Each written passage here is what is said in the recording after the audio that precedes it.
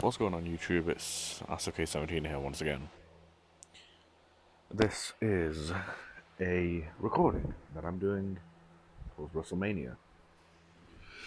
Now, a lot to talk about, a whole lot. So, let's begin.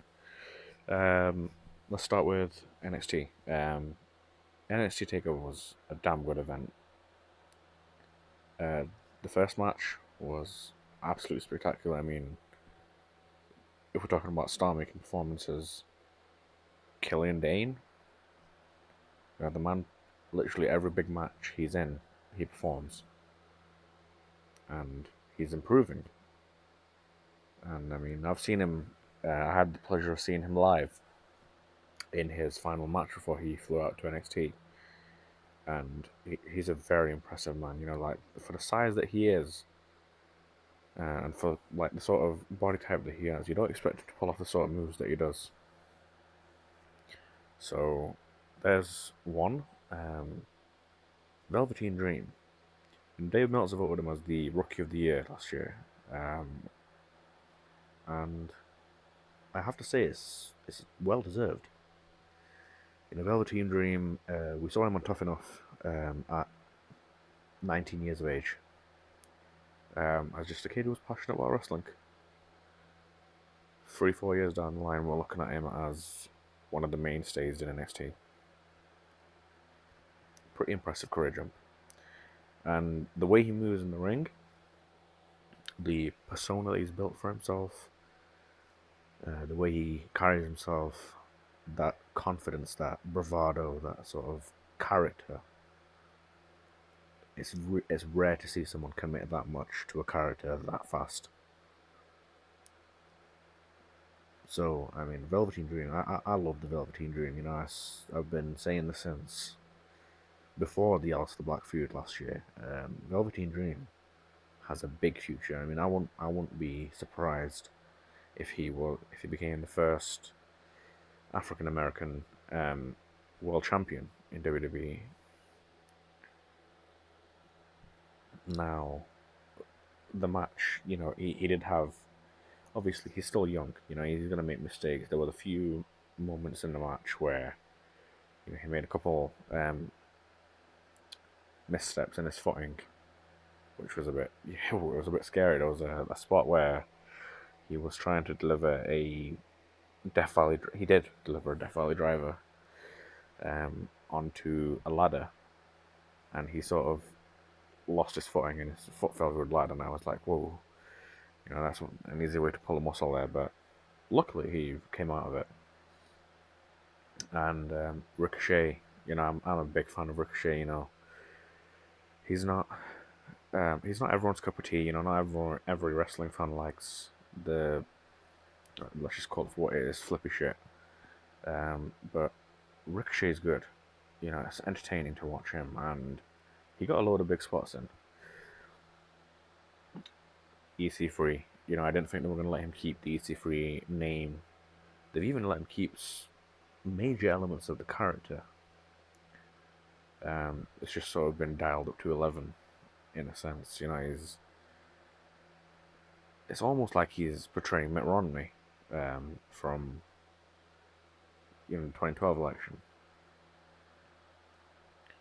So that's quite, it's really nice to see. And obviously he got a lot of big spots, and he was highly entertaining with his character work.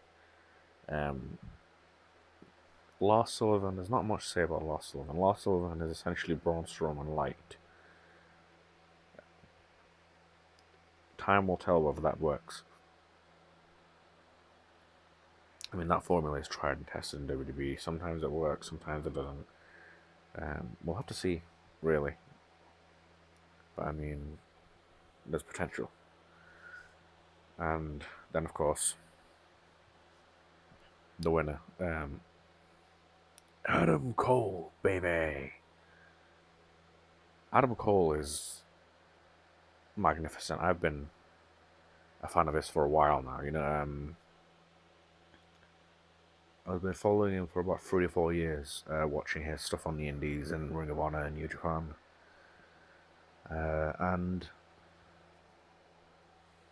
his character work is second to none. You know, the facial expressions, the way he moves in the ring, the acting, the persona, the look, everything about him screams Shawn Michaels. But then it doesn't as well. You know, he's the same and not the same.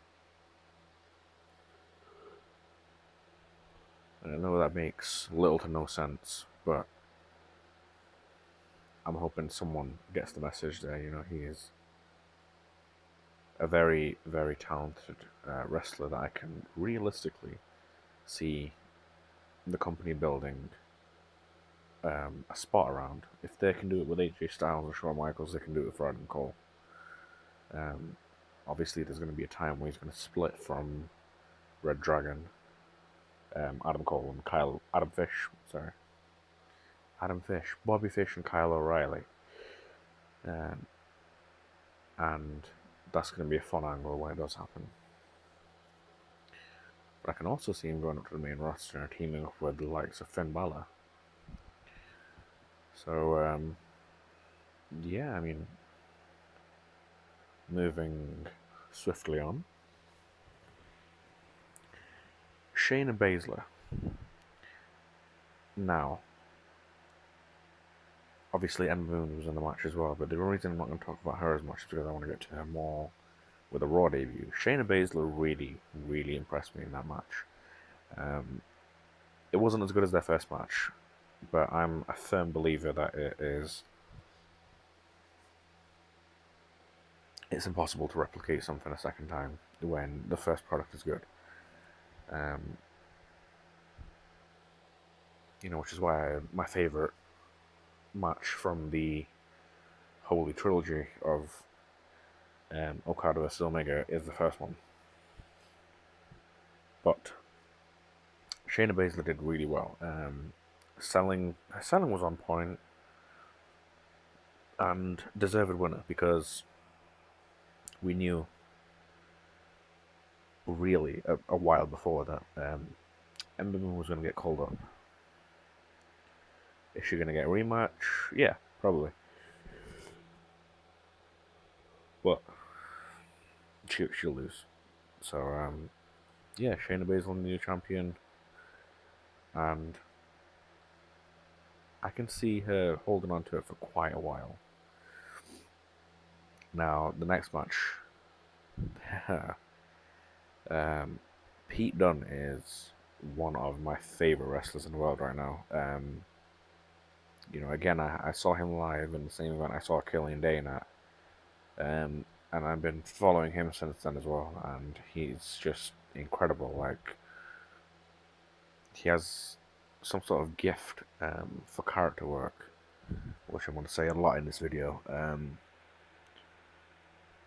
But the way he acts and the way he carries himself indicates someone that's going to reach quite far. Now, obviously, his size is a limiting factor, but he's incredible. Hopefully they see past that. So, the match itself, you know, I was surprised by how little of the Authors of Pain there was in the match. But once again, when they debuted on Raw, it sort of became apparent why. The ending was obviously the big talking point.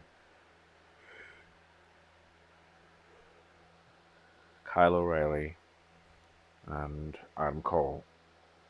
Adam Cole pulling double duty there. He was the MVP of the night. Over the weekend, really.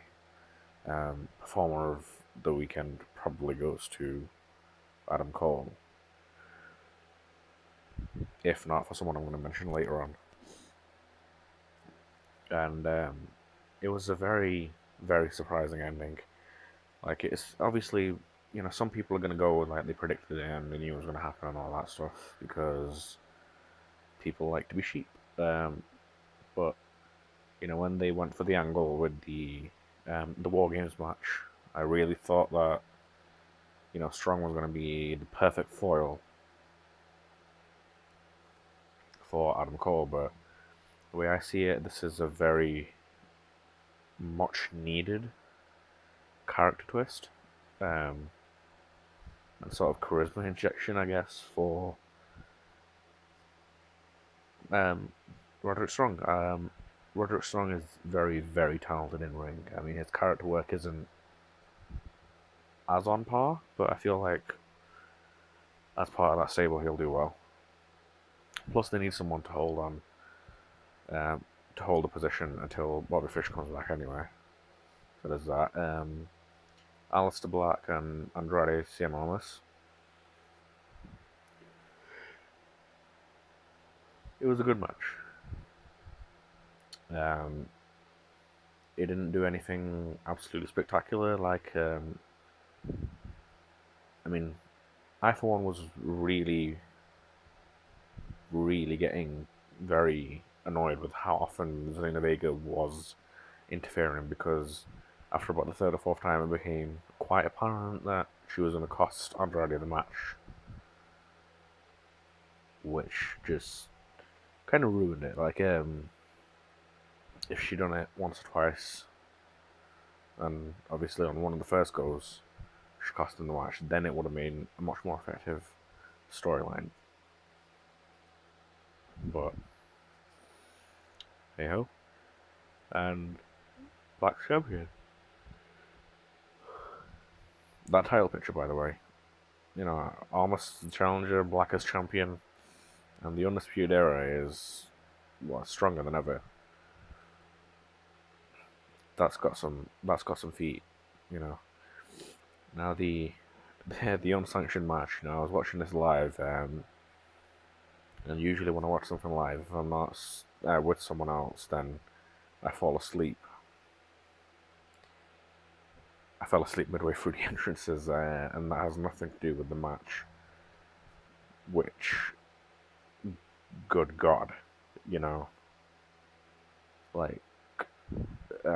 we thought that Almas versus Gargano was good, but this was so much better. This is the culmination of a story that's been going on for nearly 400 days. From the Cruiserweight Classic match to now. A story that's been told so many times before, but yet still somehow this one feels so different and so much more personal. And this rivalry makes you love wrestling. The way that they've been acting throughout the rivalry, the way that Candice LeRae has perfectly transitioned into this to play that sort of role that she doesn't want Johnny to lose, and she really strongly feels that he will. That doubt represented, and Candice represented everyone watching this feud unfold, that we love Gargano, but at the same time, do we really think he's going to win? And, we've been watching this story unfold. We watched the Cruiserweight Classic match and we thought that he might do it. We watched the next couple of months unfold and they didn't do it. We made them tag team champions, and then the pay-per-view ended and we thought that was it. And then, obviously, beforehand we knew that Ciampa had an injury and they turned him. And instead of having a traditional sort of feud where they'd cool it off straight away, they made us wait for Ciampa to come back.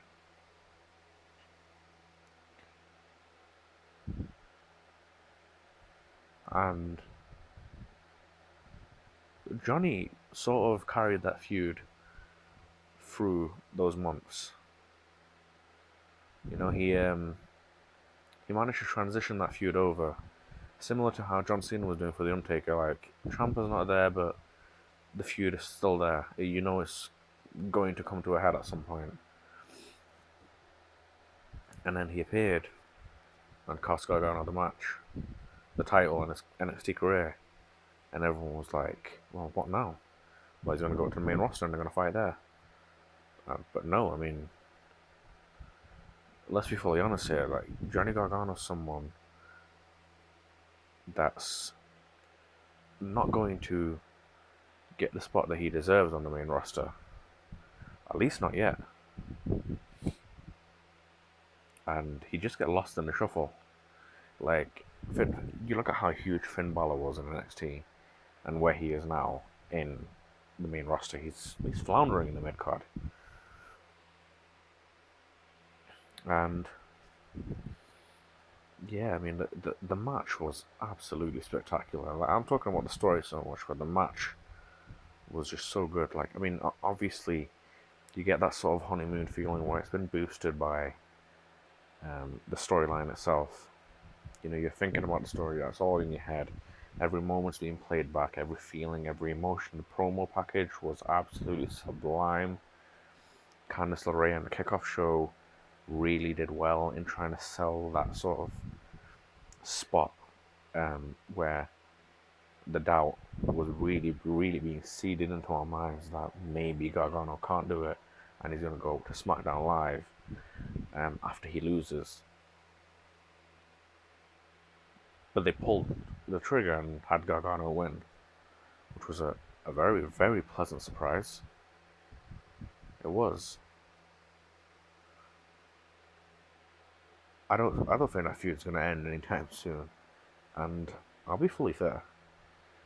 I don't want it to end. That match, if we're talking match caliber, it was easily the best match since CM Punk versus John Cena at Money in the Bank. And if we're going even further back than that, because it deserves to, I'd put it on the same sort of pedestal as Steamboat versus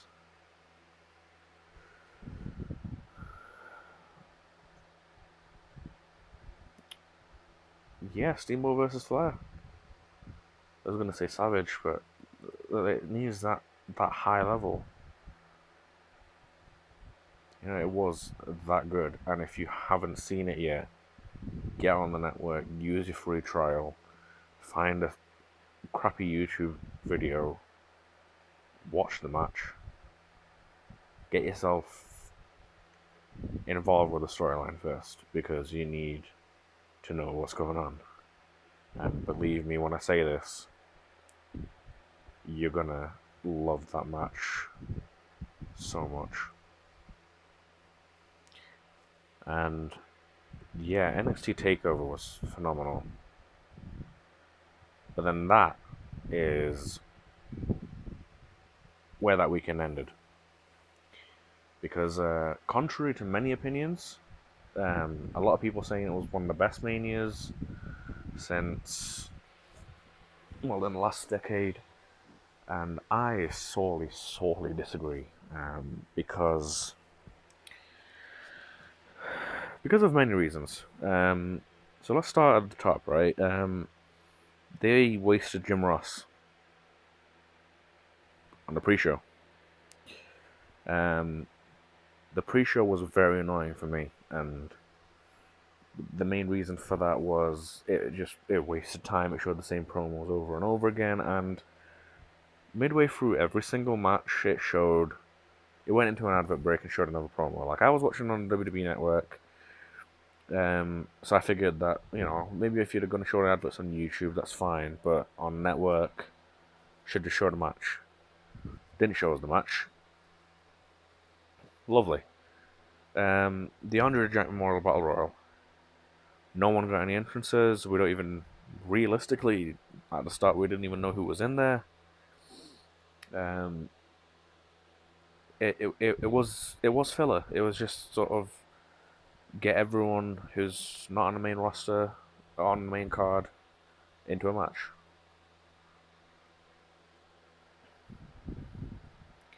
It was completely pointless. And yeah, this was possibly the only match of the night where I could cleanly predict who was going to win from the start. Matt Hardy. Got to the final three, it was Hardy, Corbin, and Rawley. I feel like at that point everyone knew what was going to happen. They were going to have Rawley win it 2 years in a row, and they weren't going to have Corbin win it because his momentum's completely dead. Bray Wyatt coming out and becoming Woken Wyatt, I guess. That was fairly cool. So, yeah, but it was a waste of Jim Ross. It was a waste of everyone's time. But there we go. Ali versus Alexander. I'm a big fan of Mustafa Ali. Not just because of the fact that he's Muslim, shall we say. His ring work's spectacular. You know, he's highly underrated. Cedric Alexander is it's safe. It's safe. You know, we had a feeling that Alexander was going to win because he was. I think he was supposed to dethrone good old Enzo Amore. So yeah, that, again, it was just sort of a couple of months too late. There was a couple of Spanish flies that I wasn't happy with. You know, I love the Spanish fly as a move, but the way they were doing it, it was just sort of it looked too rehearsed, and that point further reinstates itself a bit later on. But I mean, if we're talking about cool spots, Mustafa Ali came out like he was flipping Sub-Zero. So I mean, that was cool, I guess. The women's battle royal. A lot of people had Becky Lynch. They gave her a spot where she actually had an entrance, and it sort of looked like she was going to do it, and then she got eliminated very forgetfully. Yeah, it just sort of happened, and no one noticed, and that was just a fucking tragedy. The ladies from NXT, Dakota Kai and Peyton Royce. I am a big fan of Peyton Royce. I think she's been improving steadily for the past year and a half, and I'm glad she's on the main roster because she does fully deserve it. Sort of have a crush on her as well. Not going to get into that, but you know, it was nice to see that sort of NXT heart. You know, when Sani gets thrown into the middle and then the NXT girls just sort of step in like, you ain't touching us. So that was cool. The ending was a bit stupid. No one noticed that Naomi was even still part of the Battle Royal, and then she came out of nowhere and won the match. I mean, this was one of my main gripes with the Women's Royal Rumble as well. Like, I get what they're trying to do. I get they're trying to have history and all that stuff. I have nothing against them having Women's Battle Royals or Royal Rumbles. What I have against it is the amount of time the women spend outside of the ring. I mean, over the past couple of years, we've been seeing a lot more of that. You know, being at times being spent outside of the ring. There's obviously no rule against it. It just sort of takes away the point because everyone, especially the casual fans, are thinking, well, why don't we just spend the entire time out of the ring? Because no one can eliminate them out there. Yeah, you know, I've made my feelings for Sasha Banks pretty clear, so the fact that she spent more time outside the ring here was lovely because in the Women's Royal Rumble, she spent pretty much half the match outside the ring, and then she's like 55 minutes or something. Like, cheers. But Naomi winning, I don't see what the point is. Like, Naomi's momentum has been dead for a while. Hopefully they do something with her. Maybe they're gonna have her dethrone Charlotte.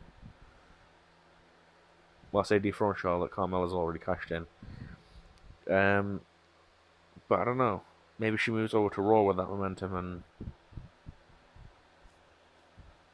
I don't know. I mean, this is the point, really. There's nothing.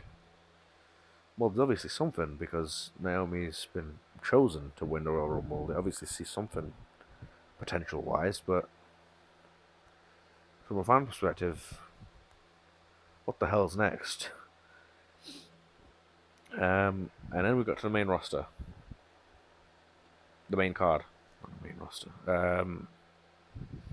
Seth Rollins coming out like one of the White Walkers, pretty cool. I don't watch Game of Thrones. I refuse to watch it. But it was cool. You know, I guess we know where Roman Reigns' contact lenses went.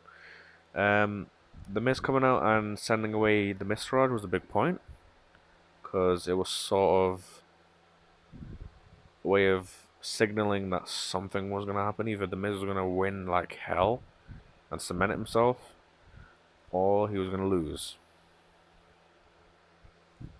Obviously, we know what happened there. Finn Balor, a lot of people are against this Finn Balor for everyone sort of gimmick that he's got going on right now, but it's literally the most childish thing that they're arguing. Like, oh, Finn's gay, Finn's gay. Like, you can be for the LGBT community without being a part of it. I'm not gonna get into my views because that's just a minefield in and of itself. But unless it's a legit reason that Finn shouldn't, I think fans should just like shut up and take it.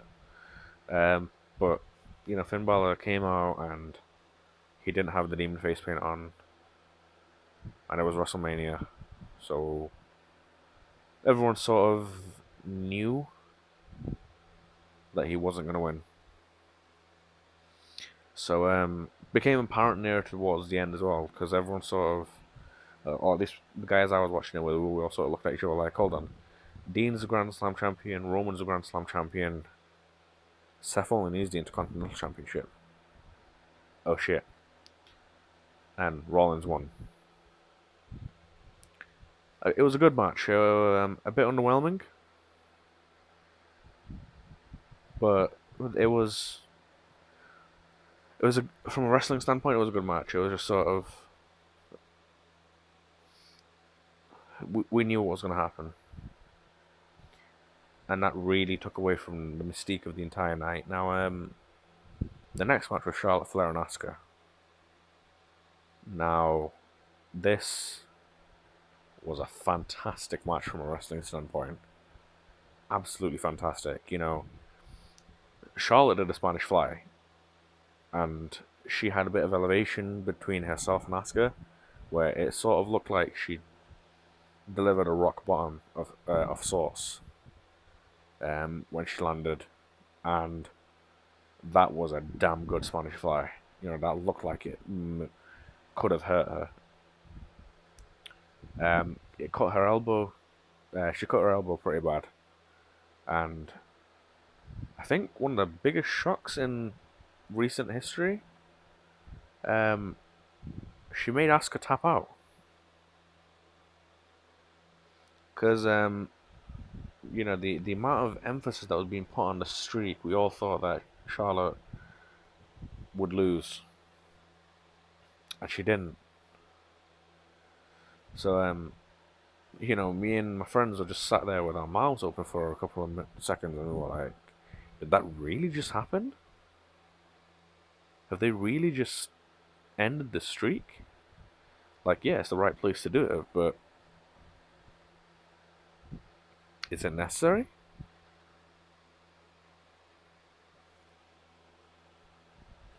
So, especially since Charlotte was injured. Like, it was a weakened Charlotte, not just a normal Charlotte, a weakened Charlotte. So, well, yeah. I don't know where to go from there. Charlotte's already lost the match, already lost the title to Carmella. Asuka hasn't appeared on either show. What do they do with Asuka now? Because her entire gimmick was streak, and now she doesn't have that. Like, yeah, she's still been one of the most dominating females in WWE history.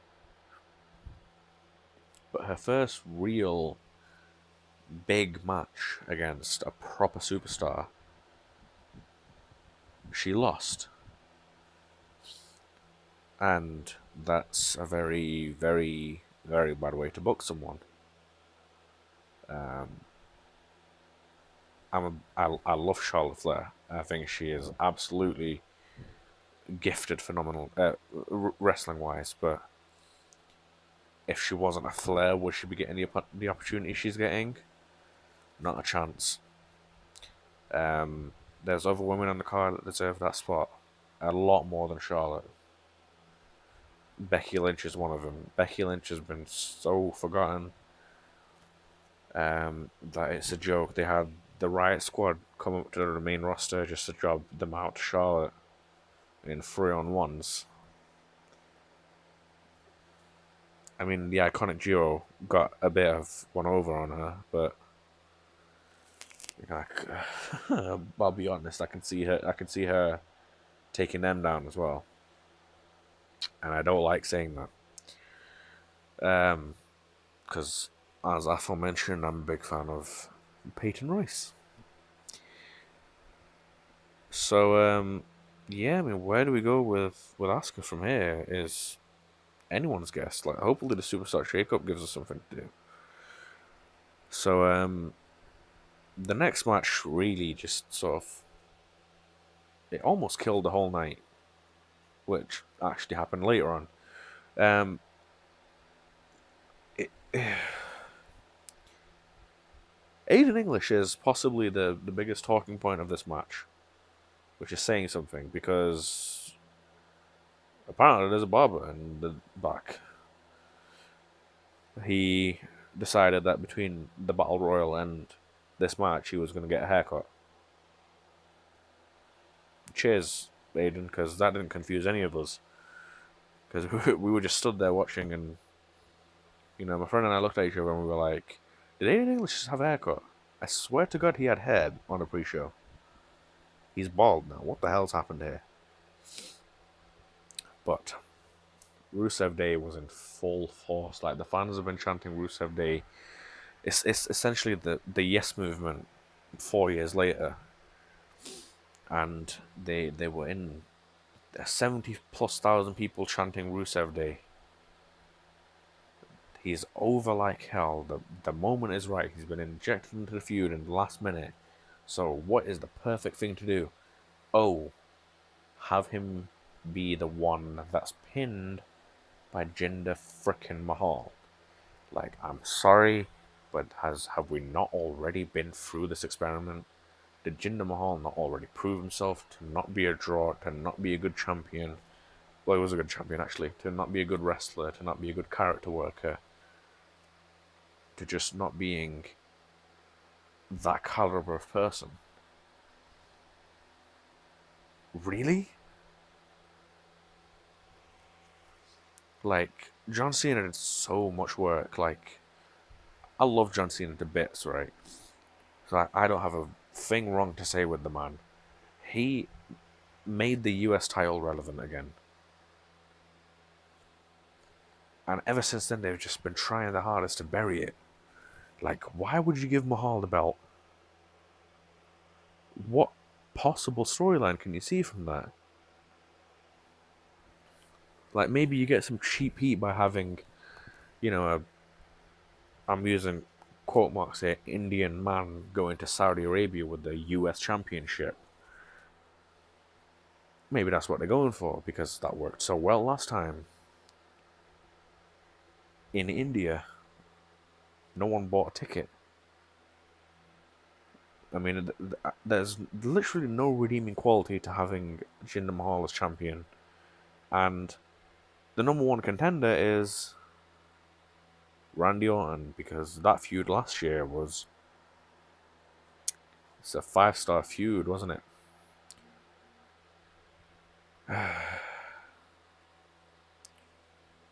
It was thoroughly disappointing. They're really, really trying to bury Rusev, and it shows.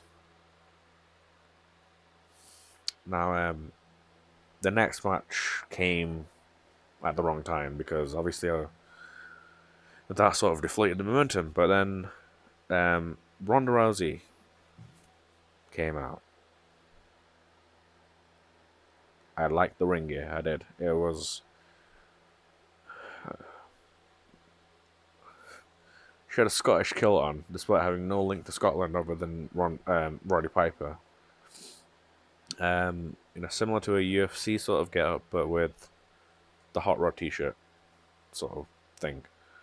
Ronda looked like a beast. We've been seeing the build up so far, and her on the mic has been something of. It's left something to be desired. Really has. So the expectations were kind of low. We all thought that, maybe she just won't be as good as we think she will. Um, Triple H and Kurt Angle are past their prime. Stephanie's never really been a wrestler, despite the fact that she did really well in a match against Brie Bella a couple of years back. And then it got to the match and it was fucking incredible. Like, jeez, it was absolutely incredible. It was just fun from bell to bell. She destroyed Stephanie as soon as she got in,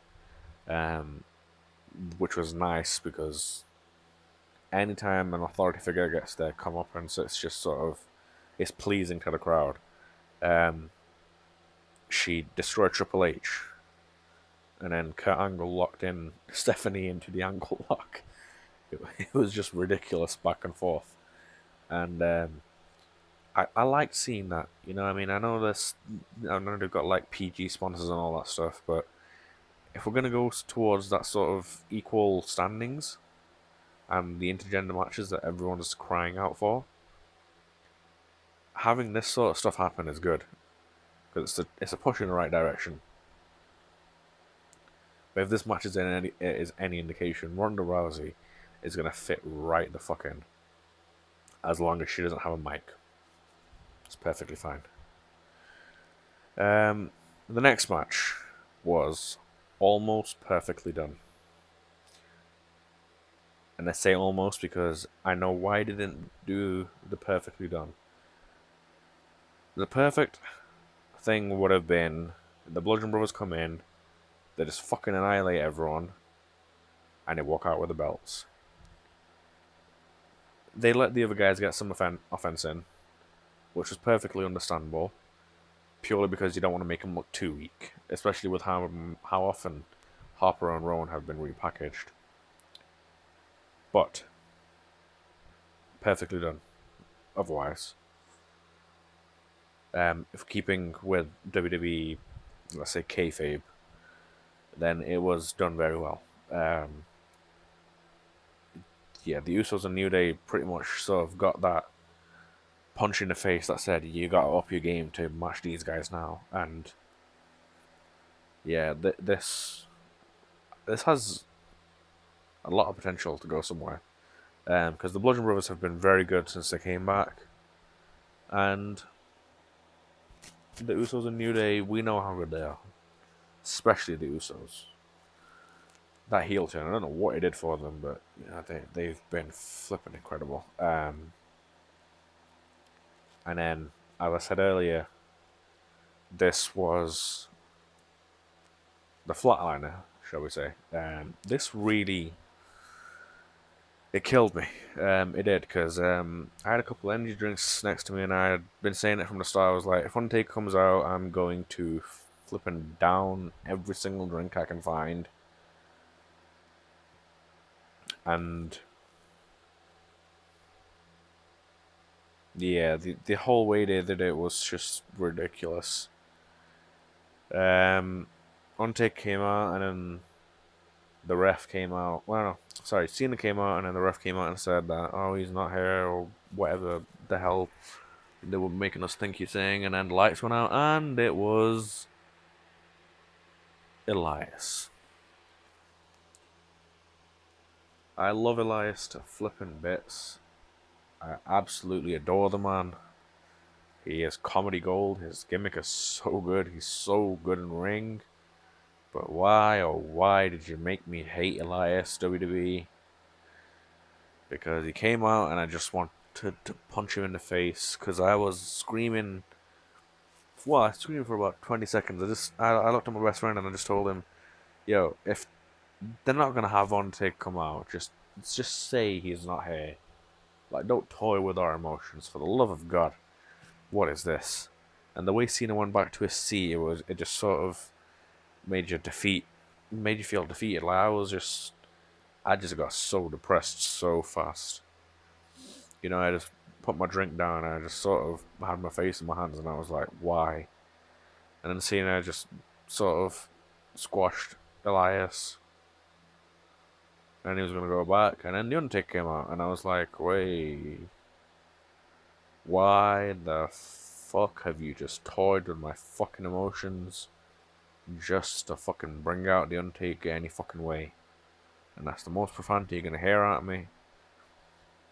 But jeez Louise, I wanted to shoot someone in my head.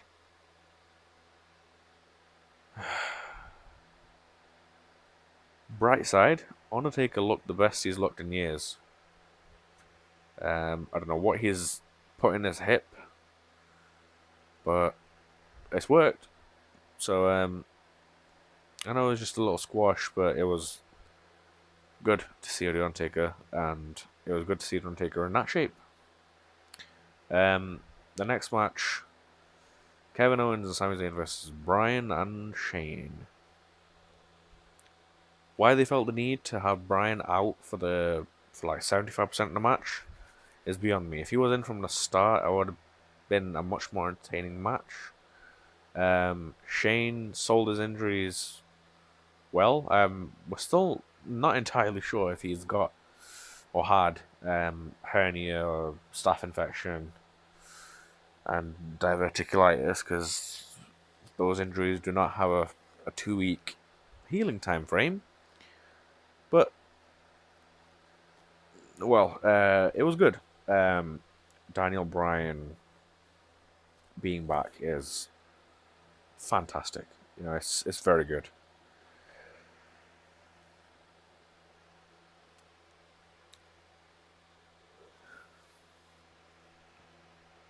And I don't know. I'm struggling to find what to say about that, because most of the dream matches that you could think of in the past 4 or 5 years with new signees is we're about to get them. And yeah, it's good. It's just that's the only real takeaway from that match. Like, we know what Zayn and Owens are gonna do now. They're gonna just move over to Raw. So yeah, Daniel Bryan's back. The next match, Alexa Bliss versus Nia Jax. I feel like there was only really one winner we could have had from this match, because the way they've booked this feud, if they didn't have Nia win, they've just flat out bullied the woman for about a month and a half straight. That would have been horrible, even for WWE, who have been known for bullying and burying their stars. But the match was okay, nothing special to speak about, and the right woman won. It was time for Bliss to drop the championship. No Carmella. It was kind of annoying on the night, but we can't really hold anything against them. Styles and Nakamura. A lot has been said about this match, and I'm not going to say anything that other people haven't said. Other than it was disappointing, and their Wrestle Kingdom match was better, but that's just because the style of match that was versus the style of match that this had to be. There's a different scheme of wrestling between New Japan and WWE. WWE is a lot more character driven. It's based on a lot more of entertaining the crowd. New Japan focuses on the wrestling aspect, the strikes, the grapples, the offense itself. Everything about this was a good WWE match. It just wasn't a good match. Especially with the caliber of wrestling we saw the night before. And the caliber of wrestling that we knew these two were capable of. I think given the freedom, they could have done something special, but it does seem like they were given a lot of constraint, especially time-wise. But Nakamura turning heel at the end was a good surprise. It was a very, very good surprise. Because no one really expected it. You know, with how popular Nakamura is, the way his character is built, it's nice. It's a nice sort of surprise. So yeah, there's a lot of potential now, and maybe we get a little sort of arrive, raise hell, leave sort of Nakamura, because his mic skills haven't been that great. What more can you say, eh? The next thing. This was the moment of the night, and I am not embarrassed to say this. I enjoyed this as much as I fucking could. We've been speculating for weeks and weeks about how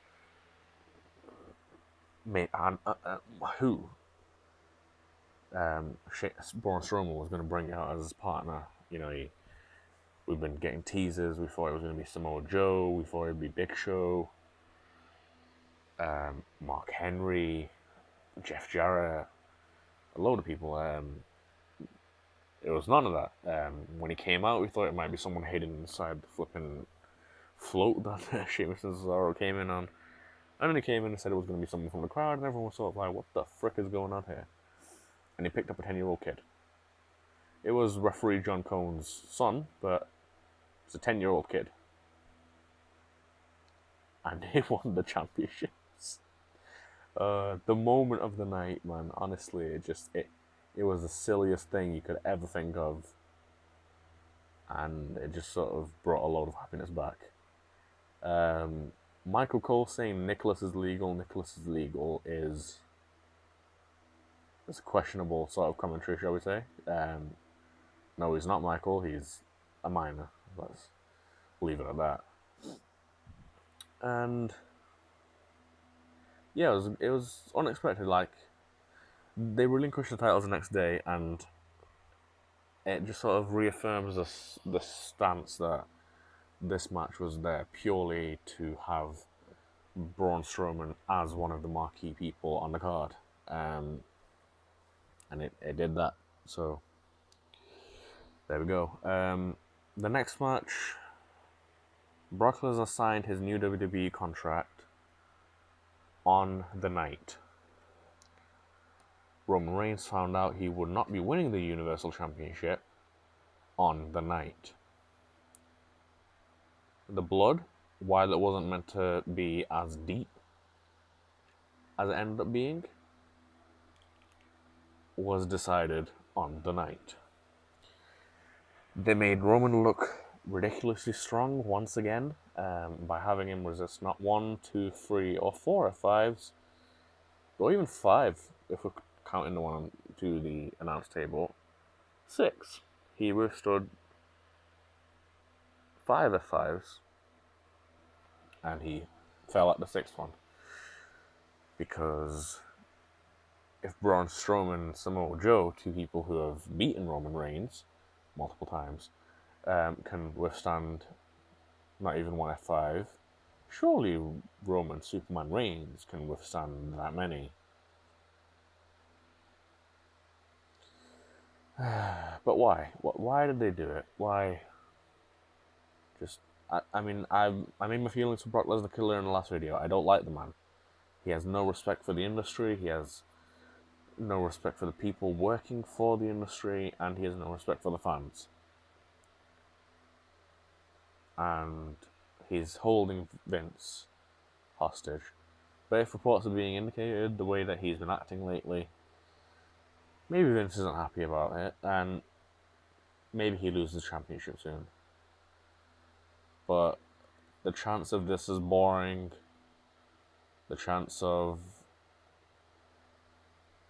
there was definitely you can't wrestle chance there. There was a bunch of stuff. It felt so much like Brock Lesnar versus Goldberg from WrestleMania 20. It was a match that was there and no one wanted it. This is awful. That was one of the chants. This is awful.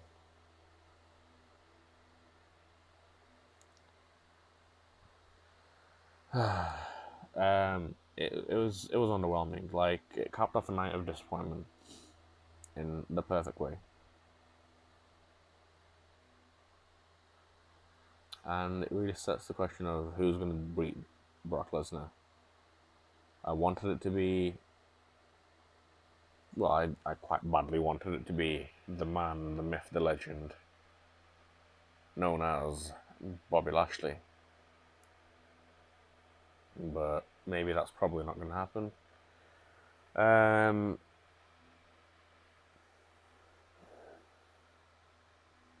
We'll see.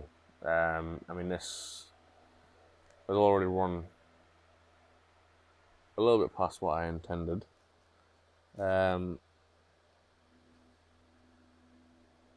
I don't know if I want to cover Raw and SmackDown. But I mean, the debuts were fun. The Jeff Hardy's return was good. I think it's only a matter of time before we get Brother Nero, unless they switched him in the Superstar Shake-Up. I'm kind of hoping they have a completely different Superstar Shake-Up, like they have it as the original draft again, rather than just sort of, here you go, here you go. There's a lot I want to see from WWE. WrestleMania season is the one where you sort of, it gets you back in. You don't want to, and it always ends up disappointing in some way, shape, or form. But for some reason, they have this sort of gift of getting you back in around this time, and then pushing you away in like January, and you're back again for WrestleMania. And I hate them for it, but God, you gotta love them for it as well. So, if you made it to the end, cheers. Yeah, I mean, thank you for watching the video, listening to my voice. If you agree or disagree with any of my opinions, leave it in the comments down below. Like, share, and subscribe. And until the next time, guys, I will see you when I see you.